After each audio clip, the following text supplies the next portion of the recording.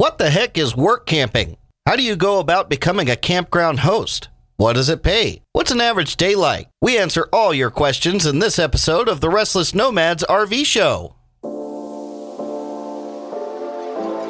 Welcome to the Restless Nomads, the ultimate RV show for modern-day rubber tramps and weekend warriors alike. Whether you're chasing sunsets full-time, savoring seasonal escapes, or just hitting the road for a quick weekend getaway, this is your go-to show for tips, tricks, and tales from the road. Join us as we dive into everything RV, choosing the right rig, surviving life on wheels, and navigating the highs and lows of life on the move. From towables to motorhomes, budget hacks to campsite secrets, we've got you covered. So buckle up, nomads, and let's hit the road to adventure, 1 mile at a time. Welcome back to the Restless Nomads RV Show. Just a reminder that if you miss this radio show, or you want to catch it later on, you can do that at goldcountryradio.org. Just click on show schedules and then click on Sunday, and there will be a player right there next to the Restless Nomads RV Show. Well, hey, darling, how you doing? I'm doing pretty good. How about you? I'm doing good. Mike and Angie, the Restless Nomads, and we're going to jump right into it. Some RVing news. There's a company called Giant RV down in Southern California. Is that right? And they're a regional RV dealer with multiple locations. Now, they have a new program. They are going to donate to the wildfire relief programs for every RV sold January through March. They've had some devastating fires down there. They're going to sure have. Yeah, they're supporting organized relief efforts for temporary housing for displaced families, food, clothing assistance, rebuilding efforts for those who lost homes and belongings. And donations are made in the name of each RV buyer. So that allows the customers to contribute to the recovery efforts with their purchase. And this just highlights Giant RV's dedication to helping Southern California communities recover from the impact of these devastating wildfires. If you want to learn more about that, head to giantrv.com. That's the RV news this week. I think that's pretty good news. It is, and I think it's good to share with other people so the word gets around.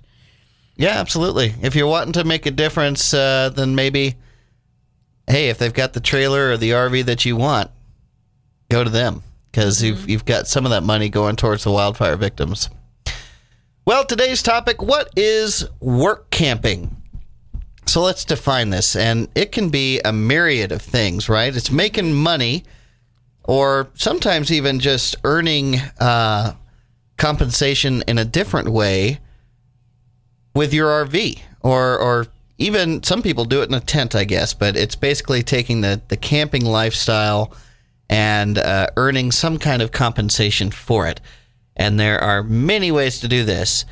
One of the ways is campground hosting. Angie and I have done that. Mm-hmm. We've done it for 2 seasons. There's things like the Amazon Camper Force, where you park your trailer or your RV in an RV park, and then you go work in their warehouse. There's also like the Beet Harvest over in the Midwest. And then there's things like the oil field jobs, where you're just counting trucks and checking people in down in Texas and Louisiana and that kind of thing. And then there's the hours are long. Oh yeah, they are. However, and they have facilities for you to wash your clothes, and they do. And then there's the more traditional remote jobs. Money is really good. There are the more traditional remote jobs available too. Like if you're doing something that you would do from home on the internet, and you have a good internet connection, you can do that on the road too. So like Angie was saying with this, the different setups, campground hosting, the warehouse work, harvest work, oil field work, and they all pay a little bit different. Some don't pay at all. Some are just volunteer positions, and you get your site for free. So let's go into that a little bit, the different arrangements that work campers can have. And we'll talk primarily about camp hosting because that's what we have experience in for 2 seasons. So we've looked at different camp hosting jobs, and we always weigh a few factors when we make the decision to apply for them or not, right, babe? Yes. So one of the things that we require is that the campsite is free. We won't ever work someplace where we have to pay rent. Now, some people do. Some people accept a reduced rent in an RV resort or something like that, and then they earn an hourly wage. I hope they earn more than minimum wage, which is typically what you get when the site is free. So that brings us to our next point. There are paid jobs where you receive an hourly wage. A lot of these are seasonal opportunities, and that's kind of what we did. We had the Lava Lake experience, and then we had the Lake Cochise, Washington experience. Both of those, they paid us minimum wage, and we got our site for free. There are jobs out there that are volunteer only, like the Oregon State Parks, where you put in your hours and you just get your site for free. Like the Oregon State Parks, they only require a 1 month commitment at a time. We highly recommend that you do not want to get involved in jobs that are dry camping when it's really hot. Well, I mean, unless that's up your alley, right? Right. But we don't do it.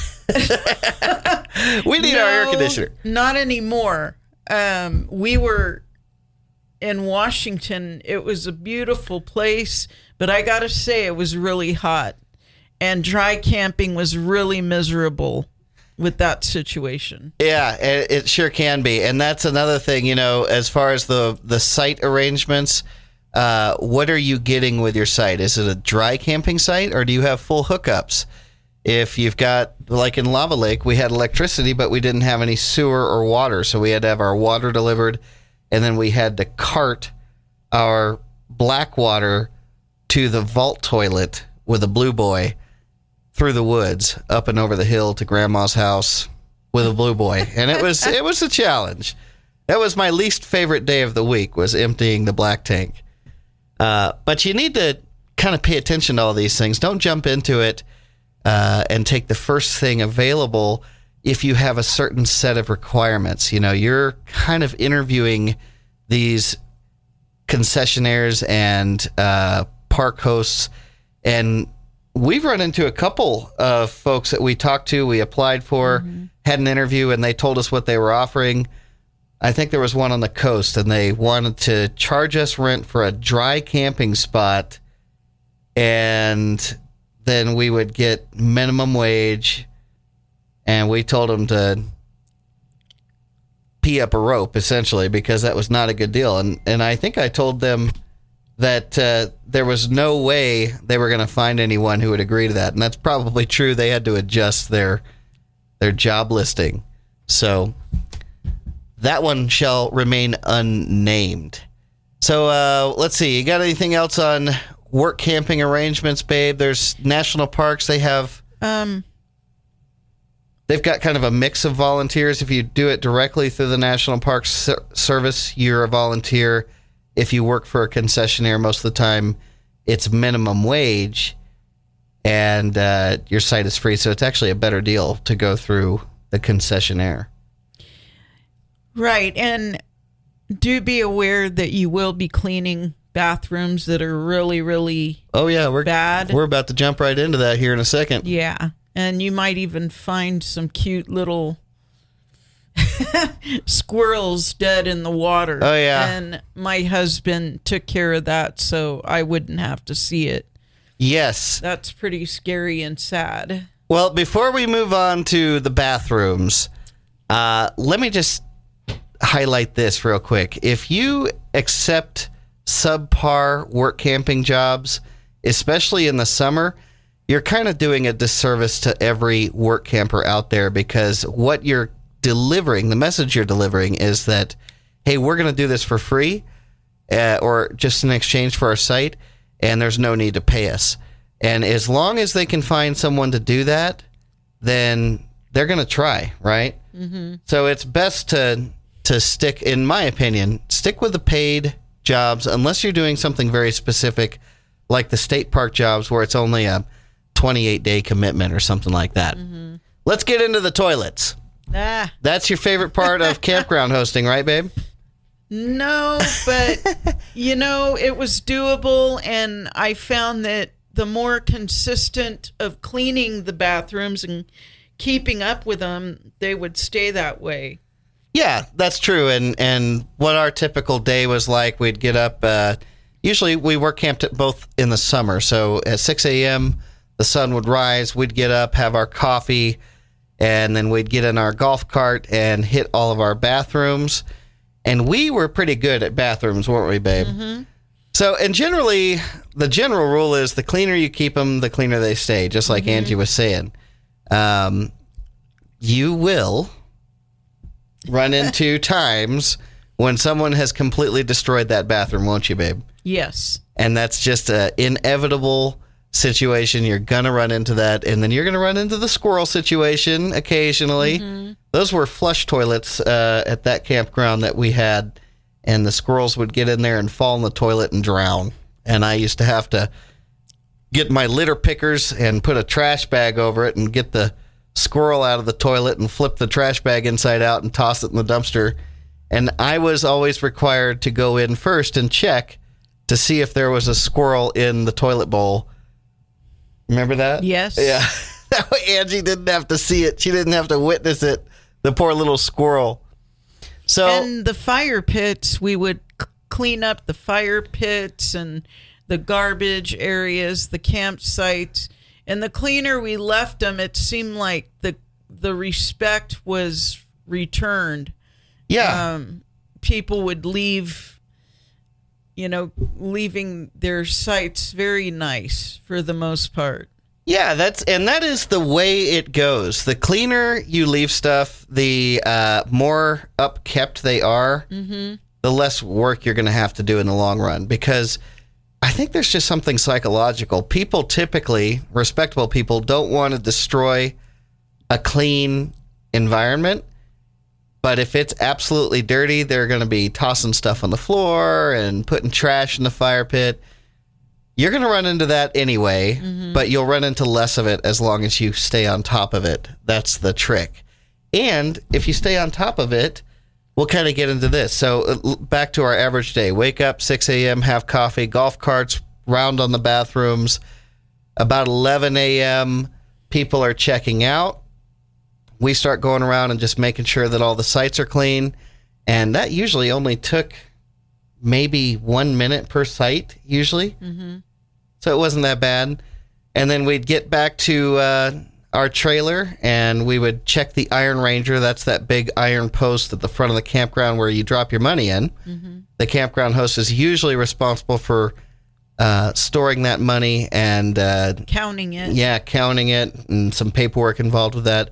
But by about lunchtime, you're starting to slow down a little bit, and mostly what you're being paid to do is be available to answer questions. And in some cases, sell firewood. There's this golden hour between checkout and check-in from like noon until 3. You have these golden 3 hours where you can eat lunch and catch up on some stuff around the campground.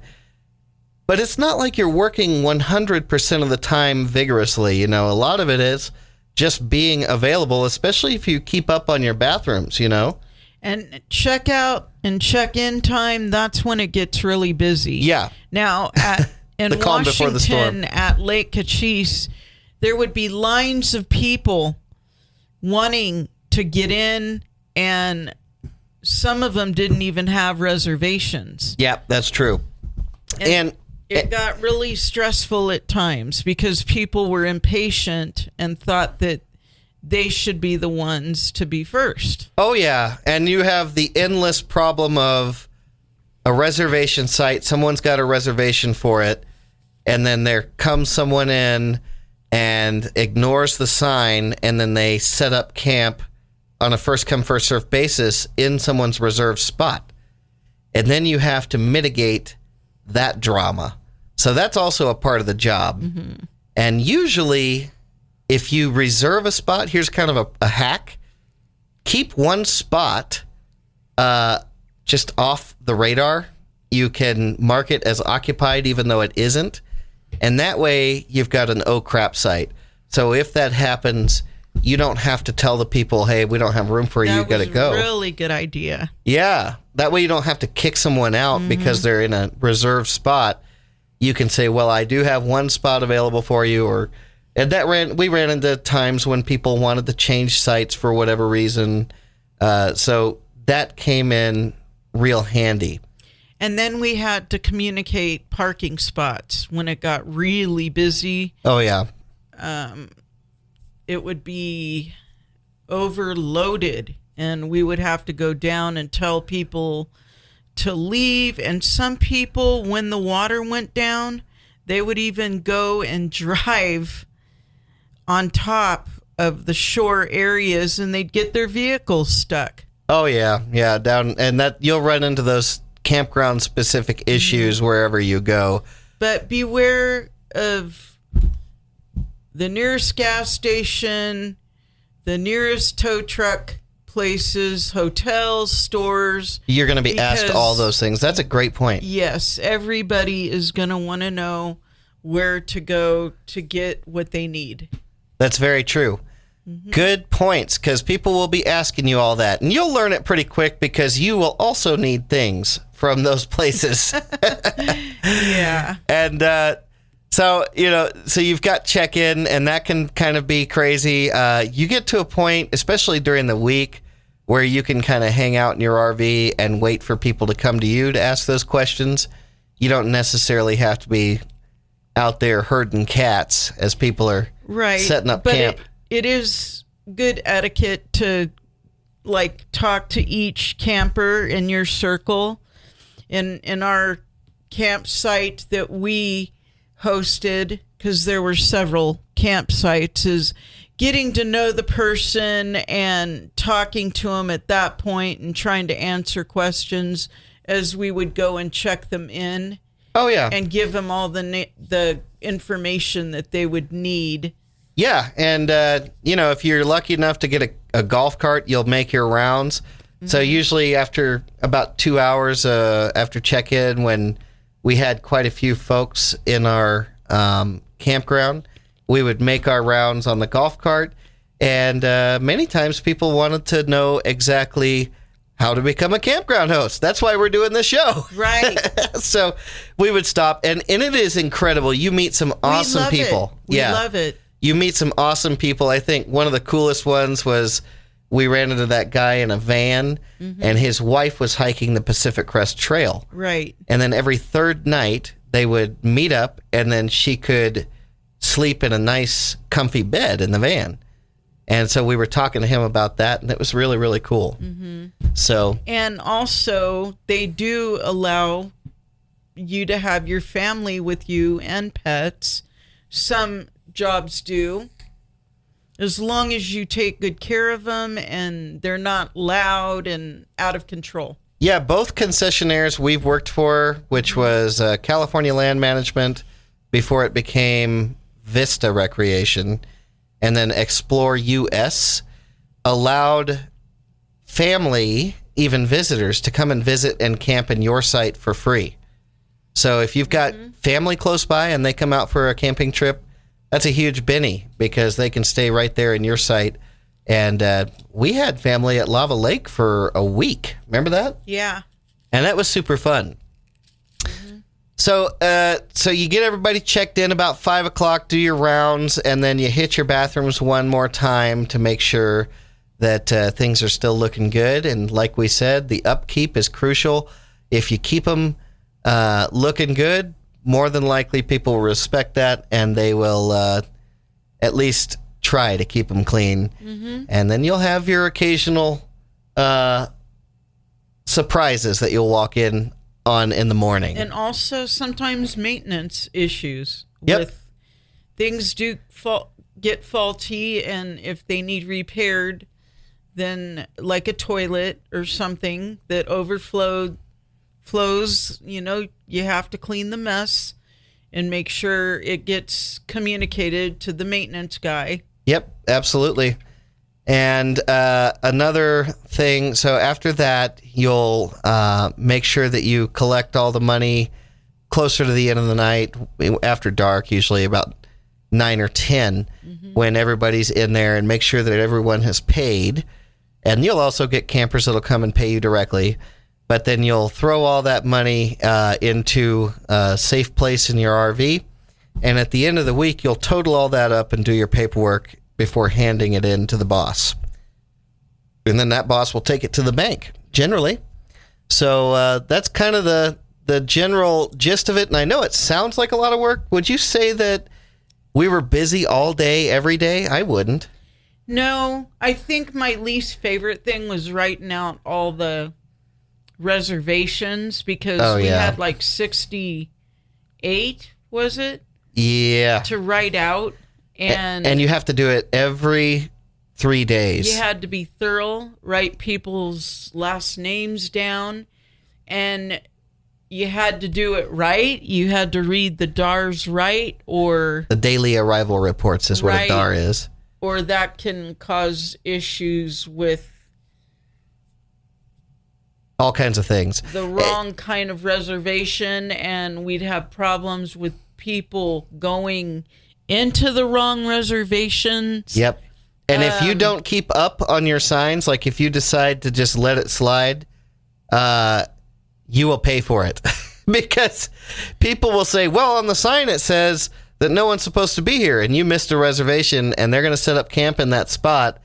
But in reality, someone does have a reservation for it, and it's just going to cause you all kinds of headaches. We learned that the hard way. Literally had people take the signs down and throw them somewhere. Yep, you'll find them in the woods and so stuff. That they could have that sight. Yeah, it's crazy. Well, hey, that's a day in the life of a campground host. There's a bunch of YouTube information on this from different people that have done it too. Just Google campground hosting, or if you're interested in the oil field work, you can Google day in the life of an oil field security RV full-timer, or whatever. Those guys make bank. But, I mean, like $6,000 a month plus, but they're not allowed to leave ever. They commit to 30 days, and they're stuck there. So let's bring to light that how long is the commitment that we were told when we were implying about that job? Yeah, so typically it'll be for a season, and seasons will start usually anywhere from May 1st to Memorial Day, and they'll end anywhere from Memorial Day to late October. So it just depends on your location and what the campground season looks like. Mm-hmm. And so like when we left Lava Lake, it was 17 degrees and snowing. It was cold. Yeah. It was October 24th, I think it was. So I left early. Yeah, just a little bit, like 3 days. But yeah, take that into consideration. Oftentimes out there, connectivity can be a challenge depending on where you're going. So as far as like cell phone signal. So you may need to, if it's that important to you, get a Starlink system or something like that. It is important to us. We like to have our TV and our internet and things like that, especially if we're living out there. Yeah. And it's not a trip. It's a lifestyle. What I really appreciated about Lava Lake is they had a really wonderful store, and the managers there were really, really helpful about all the history of the area, and they were really kind, and they had a lot of good choices, and their prices were really reasonable there for their food. Yeah. Yeah, you're lucky if you get put next to something like that, with a little restaurant or a little store. Rentals for boats. Yeah, exactly. So just make sure when you're looking at these jobs, you're looking at the things around there to do and plan for that, To make it as comfortable as it can be for you. Yes. Another kind of arrangement thing and part of your contract when you get hired on, they'll talk about your days off. Most companies, most concessionaires are going to try the best they can to get your wife and you, your spouse and you, the same days off, and they're going to try to get them together.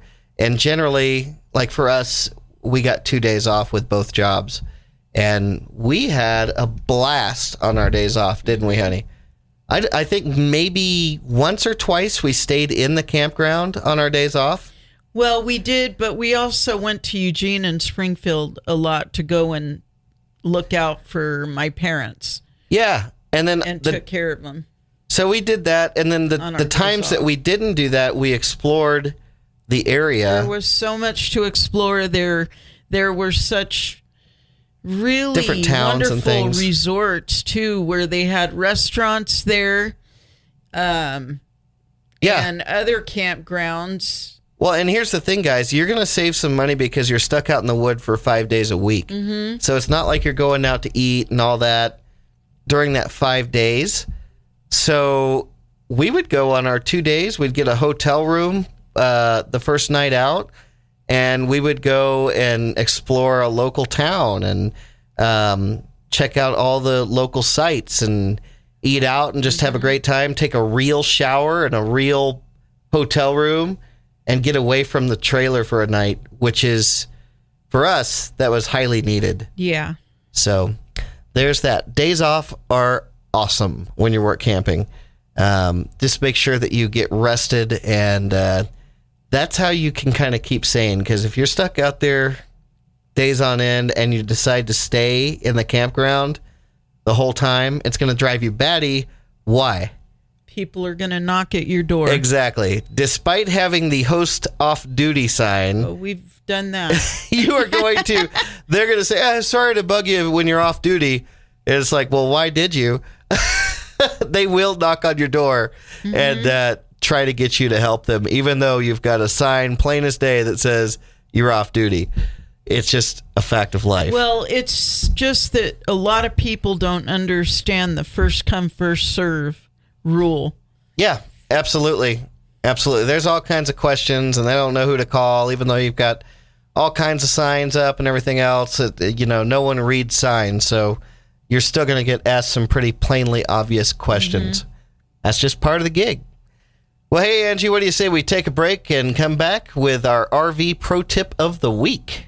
Sounds good to me. All right, this is Mike and Angie, the Restless Nomads radio show, and we'll be right back. Want to get your business noticed? Sponsor a show on KKFO Gold Country Radio on 103.3 FM and create awareness through on-air announcements, our online stream at goldcountryradio.org, and our podcasts that live on forever. Your message reaches a broad local audience while also targeting listeners who choose to tune in to the shows they love. Plus, we promote your sponsorship across our website and social media. For more information, email goldcountryradio@gmail.com. Call 541-238-6989 or visit goldcountryradio.org. Gold Country Radio, your message heard locally and beyond. Welcome back to the Restless Nomads RV Show. Mike and Angie here with ya. And we're talking about work camping this time around. Just a reminder that if you've missed the first half of this episode, you can catch this and all of the Restless Nomad RV Show episodes on goldcountryradio.org. Just click on show schedules and then hit Sunday, and there will be a player that'll pop up right next to the 2 o'clock time slot that this show is aired. That's such a good feature to have. It is. That way they can listen to it on demand. Mm-hmm. So it's time for the RV Pro Tip of the Week. What are we talking about this week, honey? Awning tips. All right, awning tips. Mm-hmm. So those RV awnings, wonderful things to have. We love our RV awning, right? We do. But it is testy. Mm-hmm. It is precarious. So there are a couple different types of RV awnings. There's the manual awning, and I almost prefer that. And then there's the automatic awning. And those are great, but man, you put a lot of faith into those, don't you, honey? Yes, and you got to protect those awnings with your life. Yeah, they are easy to damage, for sure. I mean, you scrape it up against a tree, and what do you think is the biggest nemesis to an RV awning? the wind. Mm-hmm. The wind is the biggest nemesis. So one of the biggest things that we like about the manual awning is that it comes with a pull rod. And that's like a jack of all trades multi-use tool. I use that thing for everything, from pulling things out of the truck bed that I can't reach so I don't have to crawl in, to if something gets dropped and rolls under the trailer, I can just reach down there with that hook and pull it out. I mean, that thing is multi-use. I even bring it into our house and use it for different things around here. Even if I didn't have an RV, I'd still want that tool, I think. Mm-hmm. It's just like a 36-inch long hook. It's pretty great. So the automatic awning, some of them have wind sensors on them, and they're supposed to pull the awning back in when it detects a certain amount of wind. But this would not work if you had a sudden gust of wind, because it takes a few, 5 or 6 seconds for the awning to actually retract. So if you get a microburst or something like that and a huge gust of wind, really quickly it's going to destroy your awning anyway. And it'll probably destroy the frame too, because it's going to be trying to retract it when that wind is blowing. So here's some pro tips for you. Always check the weather and retract the awning if there's wind in the forecast. And I'd say anything above about 10 miles per hour is all they can really handle with safely. Mm-hmm. Also, if you leave overnight, like on your days off when you're work camping, remember we made that mistake, babe? We left our awning out because we looked at the weather and we said, oh, it's not going to be windy. And what happened when we were driving back up to the campground after a couple days off. Yeah. And there was a thunderstorm and it just ripped the crap out of our awning fabric. And the front of it. Oh, yeah. And we cried. We did. And that's the thing. Never be too careful. Exactly. It's really okay to be overly careful, because those are expensive to replace and repair. They are. And, some people go as far as they won't even sleep with the awning out. They'll put the awning back up before they go inside for the night. Mm-hmm. So make sure you put your awning up if you're going to leave overnight. For one day even, I would put it up. Now, if you fail to do this and you get a good gust of wind and it rips the fabric alone is a pain in the butt to replace, and it's going to cost you about $200 to $300. If you have a shop do it, their labor rates are going to be $125 an hour minimum. And let me tell you, it's a real pain in the butt to replace that fabric. So you're probably going to want to make someone else do it, and you're probably going to have to shell out the cash. If you're unlucky enough that it damaged the frame on the awning, you're looking at $800 to over $1,000 for a manual awning full replacement, and even more than that for an automatic awning because of all the motorization and things like that. So I do got to bring up something funny. Yeah. At nighttime, do you remember when we had squirrels that would keep throwing pine cones and things like that on top of the awning? Yeah, I do. And it would be like, pow! It sounds like a gunshot going off. I do remember that. It's funny. It would wake us up every time. It was cute to watch during the day, but when you were trying to sleep at night, it was very noisy. Yeah, it sure was. But back to the main topic. Oh, sorry, go ahead. Back to the safety of awnings. We want to get into what snow can do when it avalanches. Good point. So I didn't even think about that, but you're right. Don't have your awning out if it's going to snow, because it's going to weigh it down and it's going to damage not only the fabric, but most likely the frame, and you'll be stuck with that huge bill. And that would be true for tarps, for those little gazebos, your screen tents that you have out so you can sit in there and eat outside. Yep, that'll damage it all. Okay, so back to work camping, our main topic for today's show. We'll talk about when the best time to apply is, and this will depend on your location and the camping season in the location that you're looking at. So up here in the Pacific Northwest, Oregon, Washington, Idaho, summer is our main camping season. And the best time to apply for that, the best time to start really looking is January. And you want to start early because the jobs go extremely quick. They do. Yeah. So especially the good paying ones with the nice amenities, the electricity and all that, those are going to go faster than the less desirable ones that are dry camping in a gravel pit or something like that. So don't wait. Get on it. Start looking in January. Now, if you happen not to have caught it by then, you're still in luck, right, honey? Yeah, because there's times where a lot of people, they cancel or they have other plans that come up and they change their mind. They do. And so they will have availability for those jobs that come up. Yep. And even mid-season, like that Lake Cochise job, I think we applied for it in June. We reported to work in July because the person that was hosting our campground didn't work out. So and that happens a lot. Yeah. Some jobs just don't work out for people that's may not be meant for them. And exactly. They move on and it's okay. Other people can be used to be replaced if that's what you're interested in. Yep. And it is one of those things. You will have moments when you're dealing with people, whether it's angry customers or a terrible bathroom. You're going to say, you know what? I'm so done with this. But if you persevere through it, just get through it. And at the end of the season, you'll look back on it fondly. It really is a good experience. We have a lot of fond memories, and we really had rough times, but we had wonderful times. We made the most of it, and we got a lot of good experience. Absolutely. Now, here's one thing to note.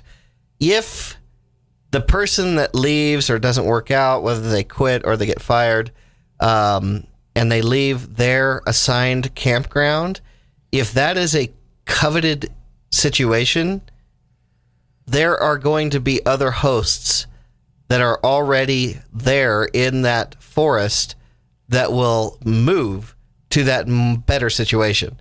So if you apply for jobs in June, July, don't expect to get the cream of the crop camping situation. You're going to get stuck with the least desirable situation.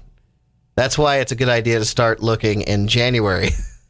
We left out a big detail. What's that? And that's that you're going to have to be putting fires out in the morning. People will leave their site and they will not put their fires out all the way. Yep. Some people genuinely, they forget, and some people just don't care. And I put out 10 fires in 2 weeks. Yeah. Because people were that neglectful. Absolutely. So that's a part of the morning Carry rounds. a big jug of water with you. Yeah, and a shovel. All right, so now you know when to apply. Now, if you're in Arizona or somewhere hot like that, New Mexico, the camping season is typically going to be the inverse for the year. So it's going to start in like October and it'll run until April. That's really good news for you full-time travelers. Yeah. And if you want a campground, work camp all year round, you can if you bounce between the Southwest and the Northwest, or the Southwest and Colorado, that kind of thing. There are those opportunities. So you can really be hosting a campground year round and then just move twice per year.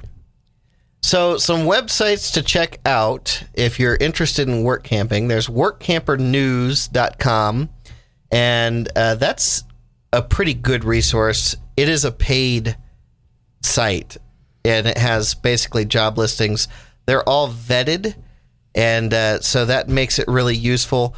I think it costs around $40 to $50 for 1 year subscription, and we've got both of our jobs on workcampernews.com. I highly recommend it. Cool Works and Happy Vagabonds are both free sites, and they may focus on things that are a little bit unique, not necessarily RV work camping. Sometimes they have youth programs for young adults that stay in cabins or in hostels and that kind of thing, and they can work. But they do have some RV camping jobs on there. So if you don't have an RV and you want to get started, these are really good places to check for these non-traditional travel type jobs. Also, a lot of campgrounds like private resorts and private RV parks will advertise job openings on sites like Indeed. And then there are concessionaires, and they typically have their own job listing, and you can just Google them. I'll give you 3 examples. There's the American Land and Leisure. They are popular in some of the national forests here in Oregon. There's Explore US, who we worked for up in Washington at Lake Cochise. And then there's Vista Recreation, which was formerly California Land Management, and we worked for them at Lava Lake. So, and you want to make good friends with everybody, because that might give you the ability to have jobs the next year round. Yeah, networking. Networking is really good. So get to know your fellow helps. Get to know your fellow hosts, because you're likely going to get some leads on jobs for the next season if you're looking for that. And by next season, that could be at the end of the season you're currently working, or maybe even next summer if you're going to go home to a house and return to normal life for a while. Yeah, we actually, when we left Lake Cochise, we had our bosses, when they finished up, come and stay at our house for a couple weeks. Yeah, they visited us. They were on their way to Arizona, and they were looking at land around here. Yeah. So pretty neat. Also, private resorts and parks, they often list job postings on Facebook groups. If you just look up work camping groups on Facebook, you'll see a lot of job postings there as well, and you can reach out to them directly. Usually they include their email. So there's that. So network with your fellow hosts and check out those sites. Let's talk a little bit about the pros and the cons of work camping. So would you say that we saved quite a bit of money when we were out in the woods, babe? I think things kind of panned out in the end. About normal. Don't think that we saved a whole lot, and it was because we made sure that we had the best of fun. We spent a lot of money on rooms. Oh, on our days off. And groceries were spendy in Washington. Yep. And not only that, we had taxes, and that would be true with going out to eat. Oh, the sales tax in Washington, which we weren't used to. No, we weren't. Yep. So there is that. If you're going to do your 2 days off and you're going to have a lot of fun and spend a lot of money, then you might not save a lot. But it was a learning experience, and doing it next time again, we'll know what to do. Well, yeah, and I don't regret it. I mean, we had awesome, unique experiences. Right. And we got to explore that area thoroughly. And we needed the night in a hotel room. And we did, because we were dry camping, and we got pretty dirty at that point when it came to our days off. Yeah. Now, if you were to have a job that was not dry camping and they had bathrooms, and showers, it really good facilities, then there would be no excuse not to save money, and you wouldn't really have to go to a hotel unless you were exploring. Yeah. Yeah, I think that. Which is fun. Yeah, I don't regret any of that. I liked the exploration aspect of it. Fun. But if your goal is to save money and you want to do this to save money, you can do it. You're not going to have nearly as much fun, and you'll be having people knock on your door on your days off. So just know that going into it. Now, you'll get one of the major benefits is meeting the different people, and we kind of discussed that earlier. You'll run into the coolest people with the coolest lifestyles and the coolest jobs, and most people out there in the woods are happy that they're out there, and so almost every interaction that you have is going to be filled with happy conversation. You will occasionally, very rarely, get the unhappy camper, to be cliche. Okay, let's talk about some challenges with the job. Physical demands. I would say that there is some. You'll have to be able to walk, even though you have a golf cart. Sometimes the golf cart won't get to places that you need to go, and so you'll need to be able to walk a little bit, and you may need to have a little bit of muscle and be able to bend over and like shovel out a fire pit and that kind of thing. Most of the campground host companies want you to be there for your entire working days. So even though you may put in, hours between 8 and 5 or something like that, it's kind of expected that you remain available all the way until quiet hours, which typically start around 10 o'clock at night. So you're not really supposed to leave. Now, if you're a husband and wife team, then you can send one of you guys to the store while the other one is there and available to answer questions. So there's that, the time commitments. And then adapting to the various environments that you're going to be put in is a big one. Like Angie was saying, dry camping is really hard if you do it for an extended period of time. If you if you're aspiring to live like off-grid, then I think maybe this is a perfect opportunity for you to get a taste of that and to see if you can make it work. And some people love it. Don't get me wrong. We prefer having the hookups, at least electricity. And then there's the boredom that can come with that sometimes. You're going to be out in the woods and you're going to be expected to be available. And sometimes we just got bored, didn't we, babe? We did.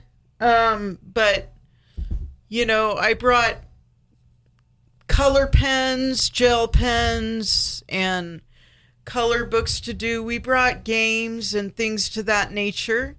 And we did a lot of walking, and I did workouts using my phone. You find things to do. You do, but you do need to bring things to entertain yourself. Yes, bring plenty of.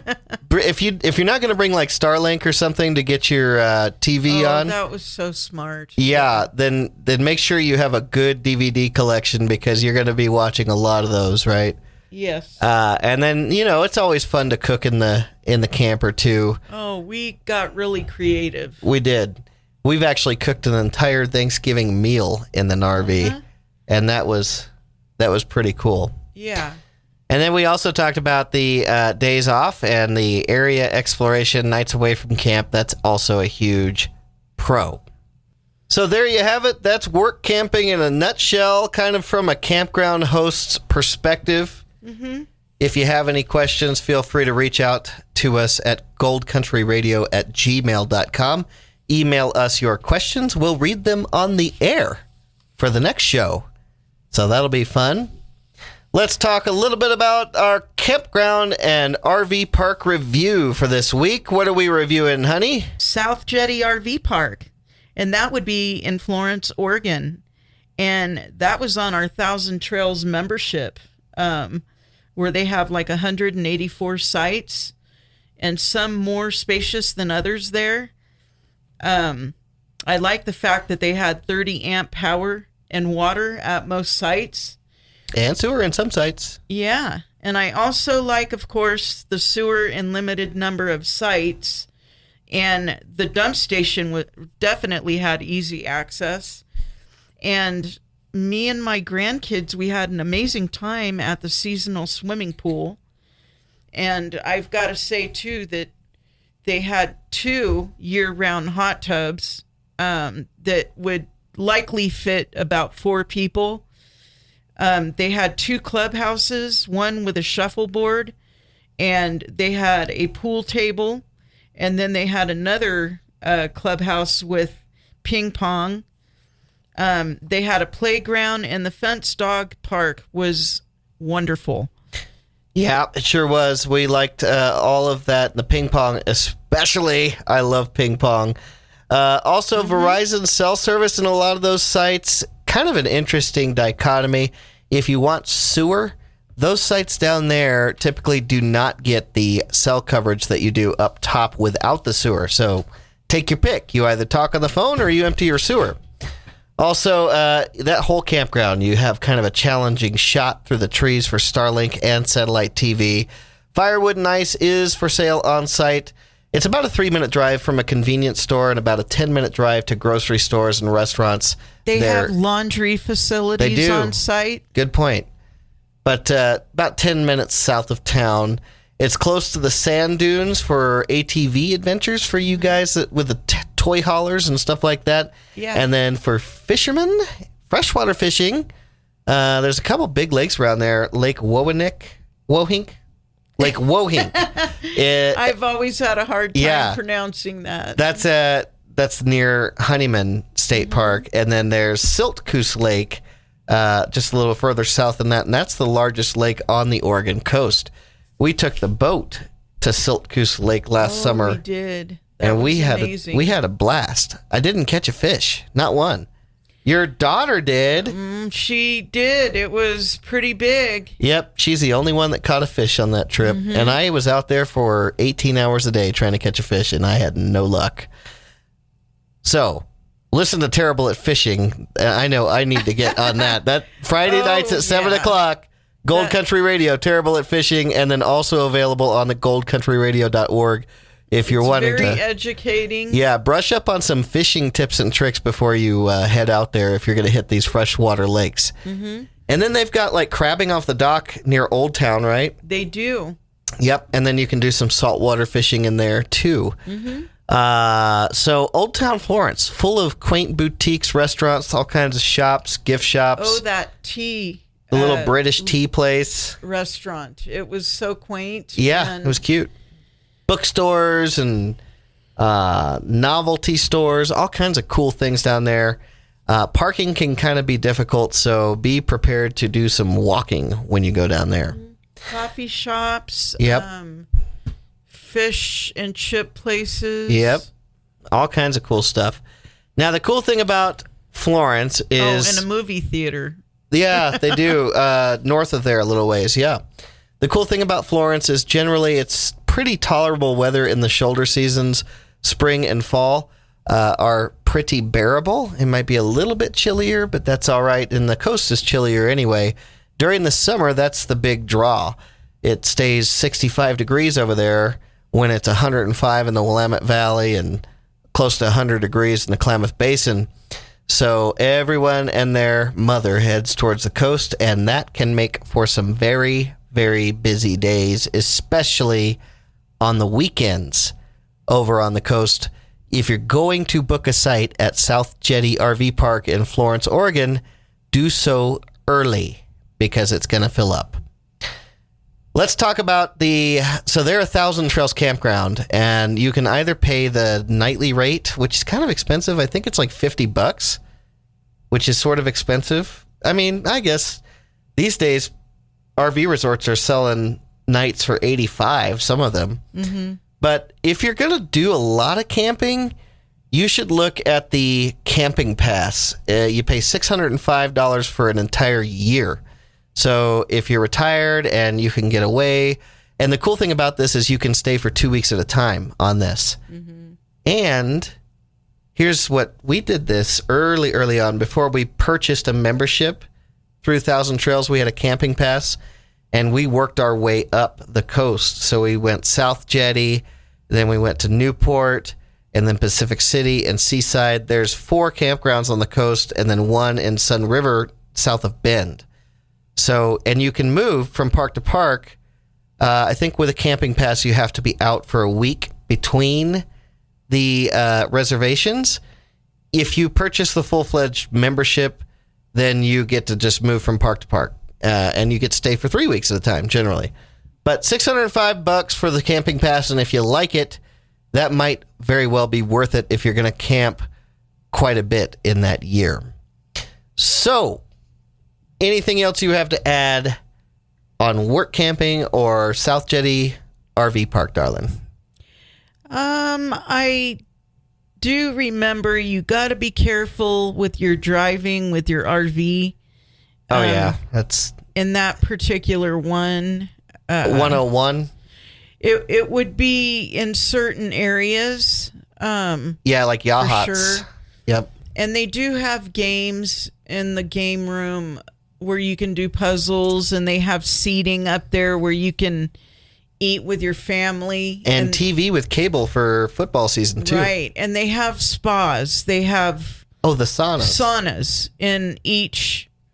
Well, they call it spa for men and women, but it's actually sauna rooms. Yep. So that's always nice, a nice addition. Yeah, and all the Thousand Trails are a little bit dated, so don't go in there thinking that this is going to be like a modern resort, because it's not. It's definitely a campground. It's not a resort. But if you require hookups, you want hookups, especially electricity and water, and that is the biggest thing that you're paying for. And then South Jetty and pretty much all the ones on the coast are kind of the nicer campgrounds. Yeah, I've seen that too. Yeah, but you'll get the rustic feel because all the infrastructure is from the 80s. Yeah, and the cabins are fairly decent too. Yeah, they are. They are. And if you get a full-fledged membership, you actually get some benefits where you get to stay in the cabins 1 week free per year, which is kind of huge. But the memberships are expensive. I'll just tell you that. So you really have to camp a lot in order to make it worth it. All right. Well, thank you for joining the Restless Nomads, Mike and Angie, this week as we talked about work camping and all the things that go into that, the pros, the cons, the loves, the hates, the different scenarios, and especially from our perspective as campground hosts, former campground hosts, you should check it out. Just start Googling work camping, get on YouTube, start watching videos, and check out the Restless Nomads YouTube channel. You can also check out the Restless Nomads Facebook page. That's facebook.com/Restless Nomads. Also, check out goldcountryradio.org. That's where you can hear this episode. If you're tuning in late, it'll be on the show schedules. Click Sunday, scroll down to 2 o'clock, and right next to the Restless Nomads, you can listen to this and all of our other episodes. Thanks so much, Angie. Thank you. We'll have next week's episode on the way. Until next time, see y'all later.